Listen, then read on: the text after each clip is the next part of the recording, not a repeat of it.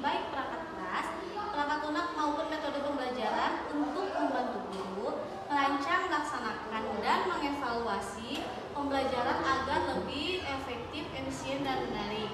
Teknologi pendidikan tidak hanya berkaitan dengan penggunaan komputer, internet, tetapi juga bagaimana dimanfaatkan untuk meningkatkan kualitas pengalaman peserta didik. Di era digital ini, teknologi memungkinkan guru menyajikan materi melalui media interaktif seperti video pembelajaran, PowerPoint, aplikasi edukasi, kuis digital, hingga pembelajaran berbasis game. Dengan demikian, siswa menjadi lebih aktif, termotivasi, dan mudah memahami materi yang dipelajari. Nah, teknologi ini bisa saya gunakan untuk membuat pembelajaran lebih efektif dan efisien, menyajikan materi lebih menarik dan interaktif, meningkatkan motivasi, partisipasi, dan hasil belajar siswa. Lalu mendukung pembelajaran sesuai kebutuhan peserta didik, meningkatkan kualitas pengalaman belajar di era digital.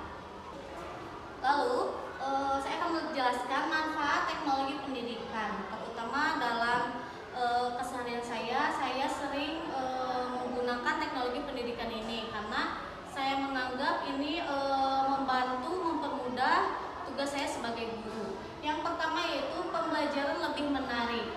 Kenapa lebih menarik? Karena media interaktif itu saya menayangkan animasi, video, dan games edukasi membuat pembelajaran lebih menyenangkan dan tidak membosankan. Kedua, itu meningkatkan motivasi belajar. Karena penggunaan teknologi dapat membangkitkan rasa ingin tahu dan semangat siswa untuk lebih efektif dan aktif. Tiga, mempermudah guru menjelaskan materi. Jadi saya ketika menjelaskan materi itu lebih jelas karena gambarnya itu lebih nyata seperti itu. Guru dapat menggunakan media visual dan interaktif untuk menyampaikan materi dengan lebih jelas dan mudah dipahami. Nah, 4, membantu siswa belajar mandiri. Siswa dapat mengakses materi kapan saja dan di mana saja sesuai dengan kecepatan dan kebutuhan belajarnya. Yang kelima yaitu menyesuaikan kebutuhan peserta didik. Teknologi memungkinkan pembelajaran berdiferensiasi sesuai minat, gaya belajar, dan kemampuan siswa. Jadi saya menggunakan teknologi pendidikan di dalam tugas saya sehari-hari sebagai guru. Jadi saya itu melihat dulu apa yang dibutuhkan di kelas saya gitu, seperti itu. Jadi tapi yang saya temukan lalu saya menganalisis kelas saya sendiri. Kelas saya itu lebih membutuhkan media teknologi pendidikan daripada mereka harus membaca buku terus-menerus gitu. Jadi kalau misalkan mereka terus membaca buku, mereka itu cepat merasa bosan seperti itu. Nah, di sini ada contoh media pembelajaran, media interaktif yang membuat pembelajaran lebih menarik dan bermakna. Yang pertama itu ada Canva, digunakan untuk membuat desain visual yang menarik seperti poster, quiz, lembar kerja, dan materi ajar. Yang kedua, PowerPoint interaktif digunakan untuk membuat presentasi interaktif yang dilengkapi animasi, audio, video, dan tombol navigasi agar lebih menarik. Yang ketiga itu ada Wordwall. Wordwall platform untuk membuat berbagai aktivitas interaktif seperti kuis, teka-teki, mencocokkan, dan permainan edukatif.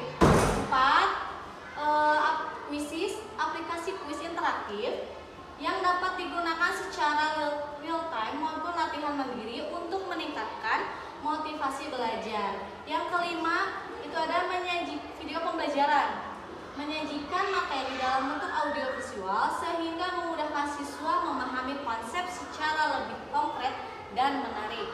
Yang terakhir ada augmented reality atau AR, yaitu teknologi yang memunculkan objek 3 dimensi ke dunia nyata melalui perangkat membantu siswa belajar lebih nyata dan interaktif. interaktif. Jadi saya lebih banyak menggunakan Canva dan PowerPoint, juga video pembelajaran, karena saya kebetulan mengajar di kelas BSD.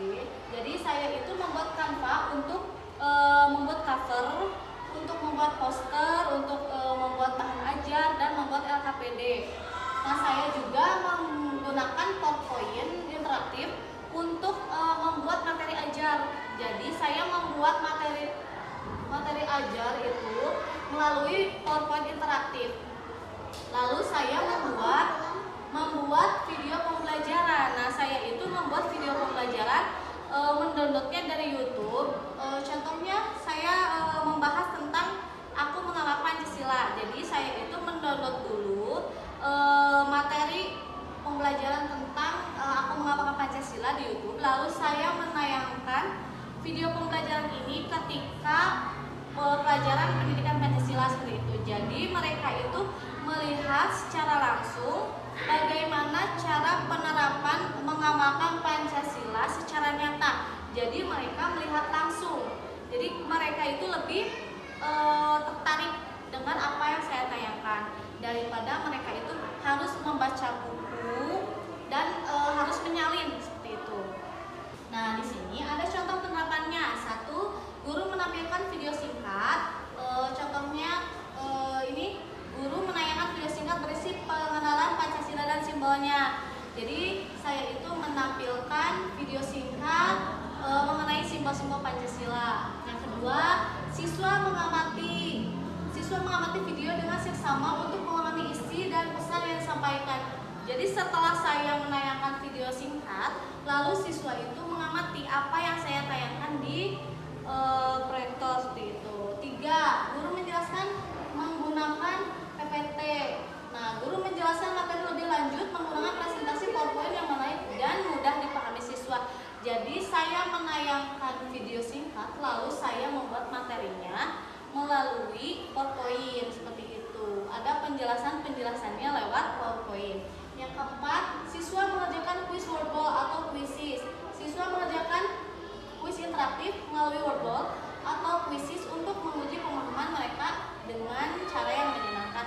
Tapi di sini saya tidak membuatnya tidak dengan wordball atau kuisis, tapi saya lebih membagikan LKPD langsung kepada anak didik saya, karena kelas 2 itu belum menggunakan teknologi pendidikan yang bisa menggunakan laptop secara sempurna seperti itu. Mereka baru tahu saja apa itu teknologi pendidikan, tapi mereka belum sepenuhnya bisa menggunakan teknologi pendidikan seperti itu.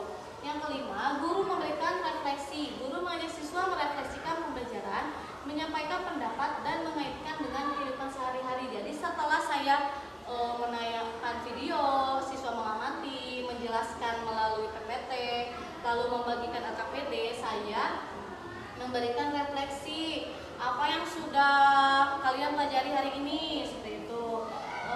Sila mana yang mudah dipahami, sila mana saja yang belum kalian ketahui, misalnya seperti itu.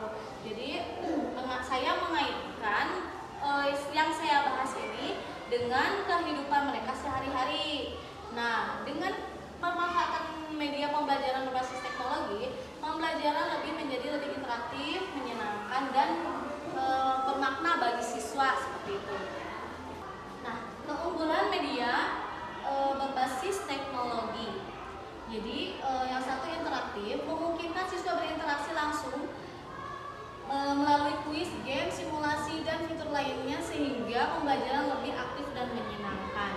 Dua, visual menarik, tampilan gambar, video, animasi, dan warna menarik membantu siswa lebih memahami materi dan membuat pembelajaran tidak membosankan. Yang ketiga, efisien. Jadi kita menggunakan teknologi pendidikan ini dalam kehidupan sehari-hari. Saya sebagai guru itu dapat mempermudah guru menyampaikan materi dalam waktu lebih singkat dan membuat siswa belajar lebih cepat dan tepat seperti itu. Jadi siswa itu tidak perlu membuka buku dulu, mereka hanya melihat tayangan yang saya tayangkan di depan gitu.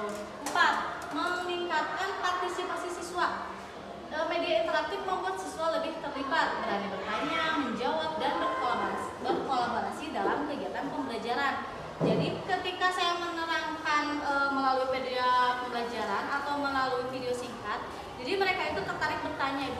sih bisa seperti ini, seperti itu. Jadi muncul banyak pertanyaan mereka sehingga kelas itu menjadi hidup setelah saya menayangkan video pembelajaran, karena mungkin saya menayangkannya dengan video yang menarik gitu. Yang kelima, mudah diakses, dapat diakses kapan saja dan di mana saja